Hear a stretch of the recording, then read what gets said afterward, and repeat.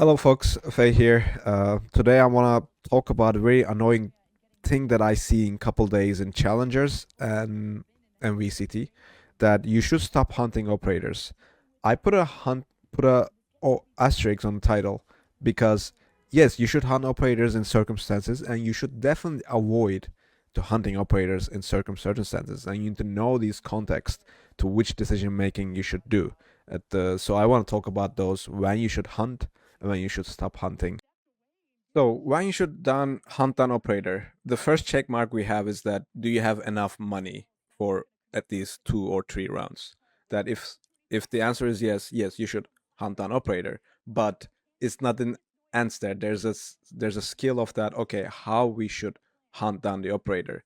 The hunting down operator similar to when you beginning of the round. That first you need to locate the operator. Then you don't want to white swing the operator. Use utility jiggle peak when the after they miss the shot, they reload the bullet to the chamber. Now you can get close to distance, and while you're closing distance, other teammates need the pincer from the different angles. So you make sure that you take out the operator from the player's hand.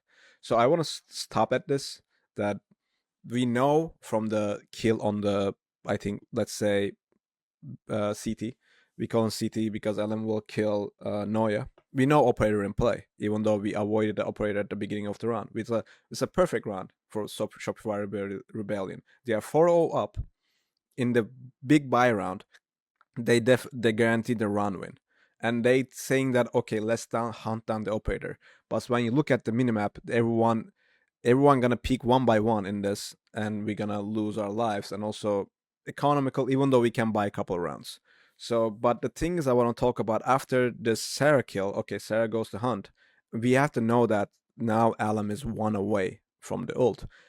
At this moment, Shopify Rebellion either have to make a very definitive call that no matter what, we're taking this operator out of the hands of this guy because we can buy 2 rounds in a row, even though we lose everything.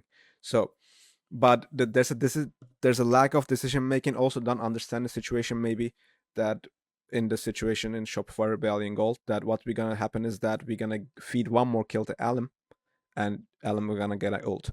Let's imagine a scenario in our heads. We stop here. Okay, we are 5-0 up. There's Neon ult one away, and there's an operator in play. This run is so much easier than Neon has an op, an ult, which he will give the op to someone else. Now you have to deal with first who will get the op, you don't know. Where they're gonna op, you don't know. First, and also there's a set play probably from Nightblood Gaming with the Neon ult that on defense, probably aggro play or maybe a mid round play. So if you stop here, your run is so much easier to predict because you can play next round with the one away from the ult. Mel can call that, guys. There's an orb on A, easier to take for defenders. B is real little hard for the defenders to take this orb. How about we play orb denial, then find the op and mid round call and finish the round, guaranteed run, because only gun in the play on eco is the neon and the operator, and if they get an orb, they will have more deadly, maybe one more. You can say neon ult is a weapon too, like a maybe even better than vandal. So what I'm trying to say is that if you stop this moment, press tab. We can also say predictable round. We can enter a predictable round next round. What's gonna happen? We will deny a orb. We're gonna find operator and find a mid round call on either side. One of the annoying points that I see in this challengers, you might say that, oh, these players are challengers. They are not top level.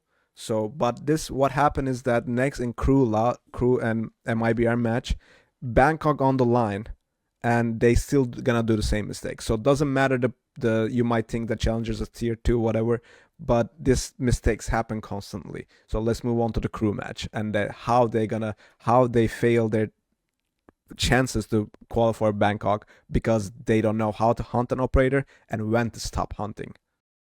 Okay, crew versus MIBR, Bangkok on the line. Winner gets to play best of 5 with Sentinels to qualify Bangkok.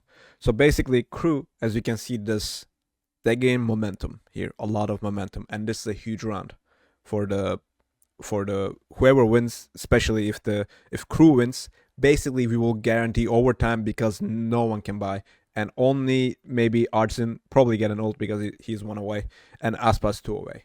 So what's gonna happen is that, as you can see from the first video, we're gonna win the round for sure. We're gonna win the round, and they will know Artsin has an ult because he's one away. He will die without getting a kill. So we know next round, especially if you want to go to overtime, that there's a Raze ulti online, and the thing is that they think that we should get up away from the Aspas. But one thing that especially while watching this game yesterday, how to say, I couldn't wrap my mind around that. You want Aspas with the op. Why I'm saying that? Because Aspas in this runs has had no impact. Only had an impact on his save round. They got thriftied in here. Aspas get a kill with the stinger, and that was the only impact round Aspas have had on this 6 rounds. And when on the 6 of the 5, he was an operator and he didn't have any impact.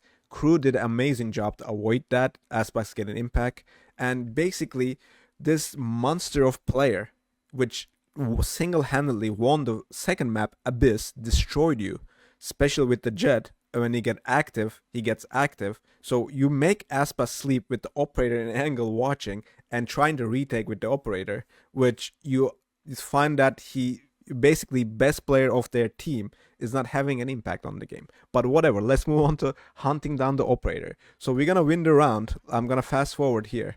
So Aspas, as you can see, 2 alive. The Genom, I don't know how to say his name, I'm sorry. The Genom and Aspas decide, okay, we're going to save. But what we're gonna call as a similar to Shopify Gold situation, that we're gonna, okay, let's hunt down the operator. But the thing is, you want Aspas the operator in this position because you perfectly avoiding it and perfect avoiding him to get an impact on this game. So what we're gonna do is that we're gonna, as you can see the pattern, we're gonna feed 2 kills to Aspas. Now next round, what's gonna happen? So let's say we stop here, okay? Let's say we stop the round here, we don't go for hunt. Let's say as a crew, we don't go for hunt. We have the Aspas up, there's Vandal and Artsin ult in the play. So, and compare this scenario to next scenario. There's a op, there's a Blade Storm, there's a Raze ult, and there's a Vandal. That's not a save round from the MIBR. That's a full-blown, more dangerous round. I'd rather have Aspas with the op rather than Aspas with Blade Storm. What's gonna happen is that they're gonna hunt this op. They're gonna peek one by one. There's no pinstering. There's no one baiting the shot. Everyone just going one by one and feeding those kills to Aspas. And Aspas gonna give the op to someone else and get involved in the round and win the game for the MIBR. What's gonna happen in the next round? And this is kind of blowing my mind that the VCT teams cannot read the situations more perfectly. We have to, especially when there's an op on Neon and Jet, maybe even raise his hand, that ults can become active and change the momentum of the game, which is not even momentum, it's winning the game. But basically, if you give that chance to enemy, swing the momentum with a thrifty round, that you know that you should avoid that situation. And this is the time a good decision making should say that, guys, let's stop hunting. It's not worth it because we are perfectly fine with Aspas operating. We win most of the rounds when this guy is operating because we perfectly avoided it. So let me know what you guys think in this situation, because hunting down operator, I think a little bit overrated in the community. That yes, you should hunt down the operator, but there's a certain fundamentals need to be in place. How we hunt down the operators. Like when we watch G2 and Heretics, I think these teams can learn from them how to hunt down the operator, because they make sure that get the operator out of the hands, even though they give them ult. So in this 2 situations, Shopify Gold and Crew situation, we didn't get the op in the hand, and we give them the ult, and they're gonna win the thrifty round in the next time. And in the MIBR situation, they're gonna have one more chance for Bangkok. In Shopify Rebellion, they're gonna swing the momentum the other side and lose 12 rounds in their hounds. So thank you for watching. I just want to rant about this last couple days that I see, and hands on my head, and I cannot believe what I'm seeing. So thank you for guys watching, and see you next time.